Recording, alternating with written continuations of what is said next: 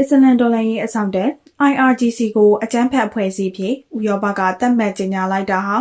ကြီးမားတဲ့အမှားကြီးကိုထပ်မံကျူးလွန်လိုက်တာဖြစ်တယ်လို့အီရန်နိုင်ငံသားရေးဝန်ကြီးအာဘတ်စ်အာရဂျီကပြောကြားခဲ့ကြောင်းသိရှိရပါတယ်။အရှေ့အလယ်ပိုင်းမှာစစ်ပွဲကြီးတစ်ခုမဖြစ်ဖို့အီရန်ပါဝင်ဒေသခံနိုင်ငံတွေကကြိုးစားနေပေမဲ့ဥရောပသားတွေကတော့အရှေ့အလယ်ပိုင်းမှာစစ်ပွဲကြီးဖြစ်ဖို့မီးထိုးမြောက်ပင့်ပေးနေပြီးအီရန်တော်လှန်ရေးအဆောင်တက်ကိုအကြမ်းဖက်အဖွဲ့အစည်းဖြစ်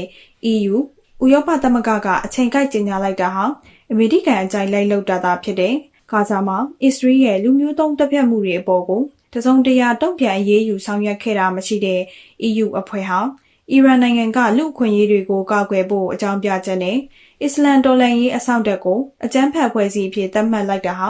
ရှေ့နဲ့နောက်မညီတဲ့ EU ရဲ့မဟာဗျူဟာအမှားကြီးတစ်ခုဖြစ်တယ်လို့အာဘတ်စ်အာရဂျီကပြောကြားခဲ့ကြောင်းအီရန်အစိုးရသတင်းတွေကနေသိရှိရပါတယ်။